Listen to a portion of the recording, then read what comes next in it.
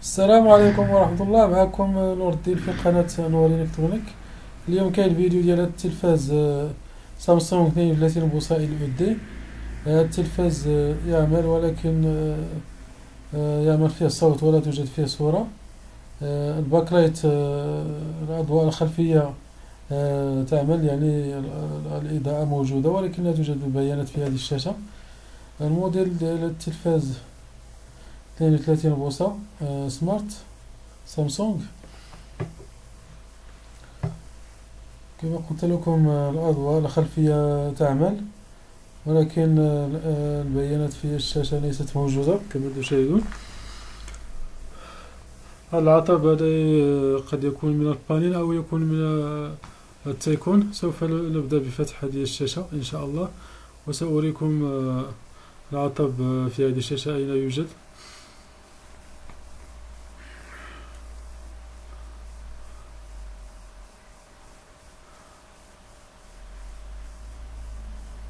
هذا الموديل ديال التلفاز سمارت تي في.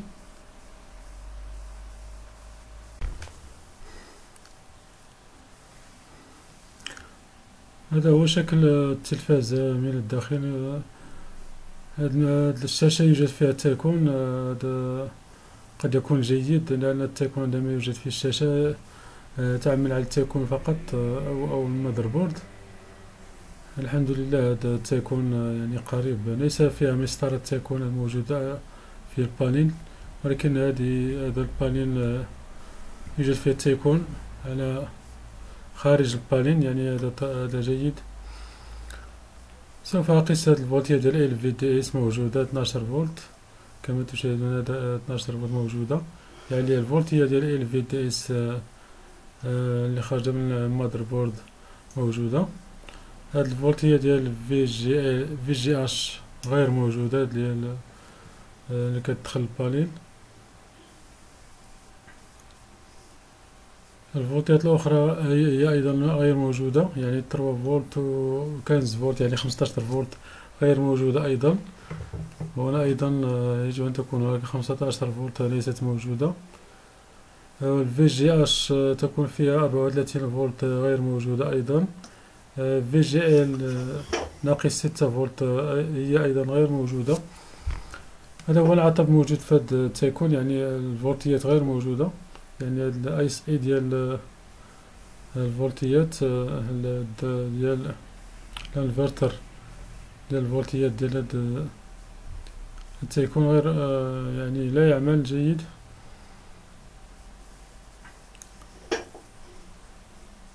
الفولتية ديال الفي جي اش والفي جي ان غير موجودة، يعني العطب موجود في التيكون. يعني سوف أعمل جيدا على هاد الاي اس اي ديال الفولتيات الذي يخرج تقريبا أبعاد ديال الفولتيات. يخرج 3 فولت و 15 فولت و 34 فولت و 6 الفولتات، يعني هذا هما 4 ديال الفولتيات التي يخرج هذا الاي اس اي.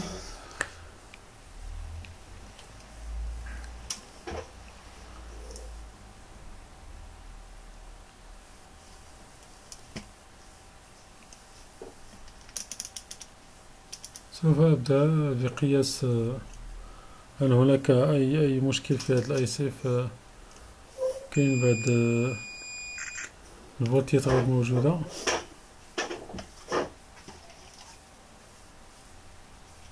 يوجد فقط في هذا التيكون 12 فولت فقط هي الموجودة، ولكن الفولتيات الأخرى غير موجودة.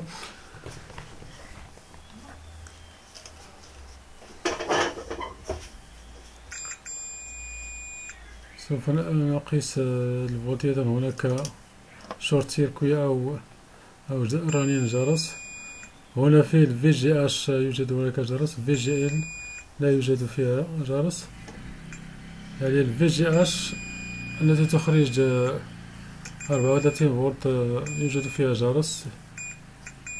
يعني سوف أقيس بعض المكثفات الأخرى. هناك جرس هنا، لا يوجد هناك جرس. هنا أيضا لا يوجد.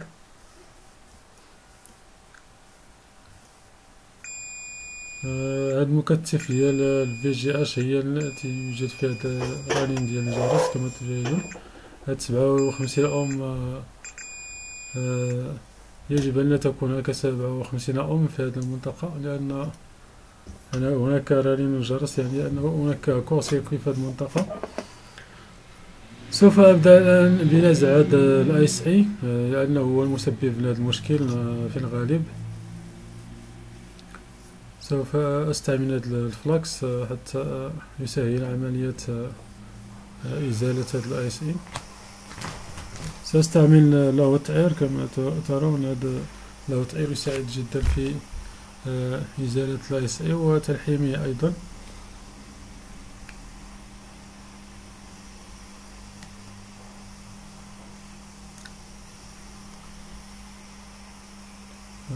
وهذا التيكون هذا بحثت عنه لم أجده لأنه قليل جدا. فهذا اللهم سوف أنزع الاي اس اي وسوف أبدله ب اي اس اي آخر.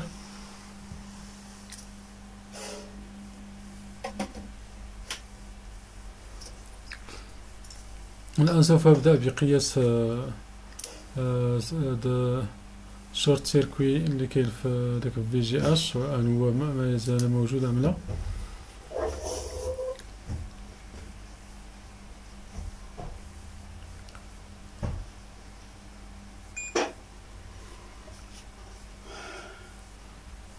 سوف أبدأ الآن. لم يعد هناك رنين، يعني لم يعد هناك جرس في هذه المنطقة، يعني أن المشكل أو العطب يوجد في هذا الاي اس اي، هو المسبب الوحيد لهذا المشكل.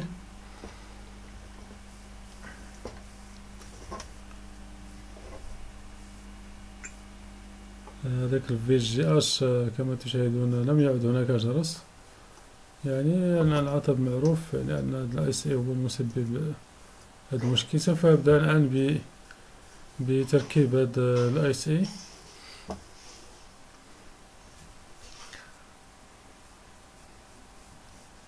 هذا الاي اس اي موجود في جديد، يعني راه كيتباع جديد هذا الاي اس اي. سوف الآن أبدأ بتركيب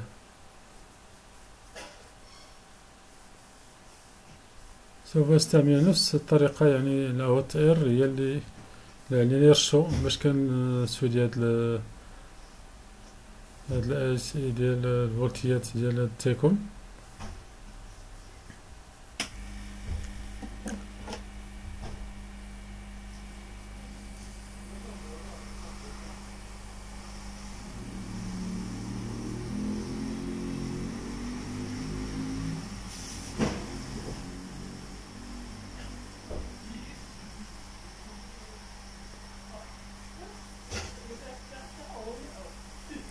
سامسونج هاد الموديل يوجد فيهم هذا المشكل ديال المشكل ديال ليماج، يعني المشكل ديال الصورة.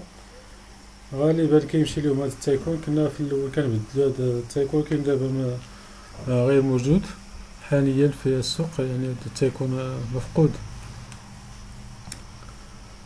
وسوف أبدأ الآن بتركيب هذا الاي سي حتى نتأكد بأنه يعمل أم لا.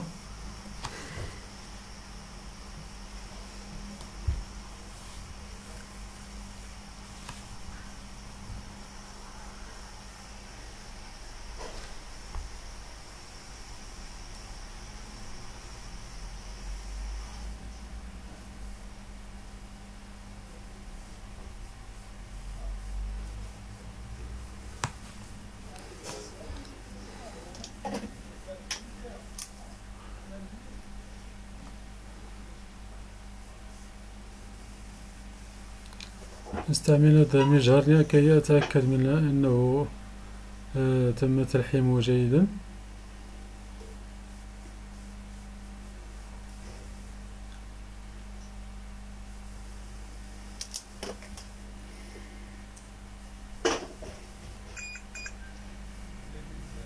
سوف أقيس الآن مكان الفي جي اش. لم يعد هناك جرس كما تشاهدون. الجرس ليس موجود، يعني أن كور سيركوي لم يعد موجود، يعني داك الاي اس اي ديال الفولتيات هو المسبب لهذا المشكل.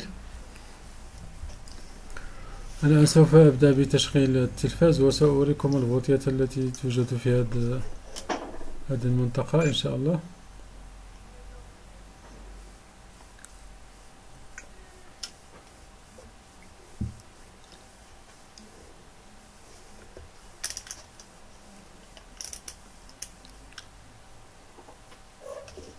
الآن سوف أبدأ بقياس الفولتيات الموجودة في هذا التيكون بعدما تم تركيب هذا ال SE.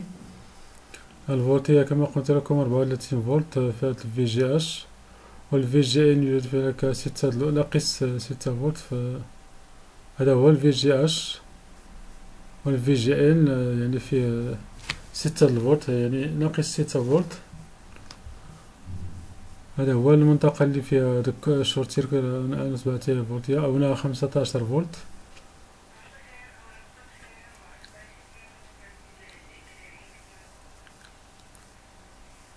هاد المنطقة يوجد فيها 1.2 فولت، وكاين هاد المنطقة اللي فيها VGH، وكاين 15 فولت هنا،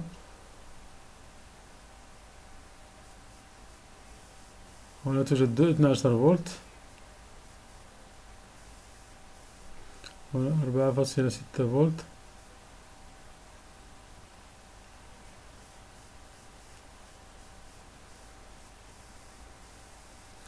الآن سوف أجرب لكم الصورة حتى تتأكدوا بأن الصورة أصبحت تعمل.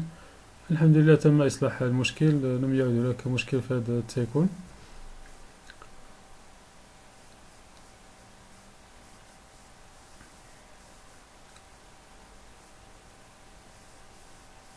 كما تشاهدون البالين خدام، يعني الشاشة أصبحت تعمل جيدا.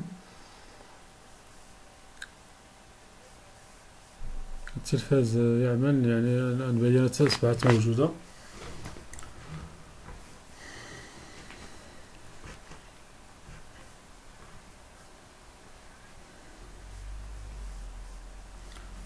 تم إصلاح المشكل 100%. التلفاز يعمل جيد.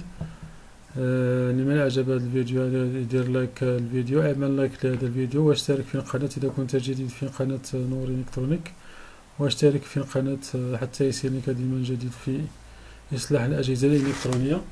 وشكرا لكم على مشاهدة هذا الفيديو هذا. السلام عليكم ورحمة الله وبركاته.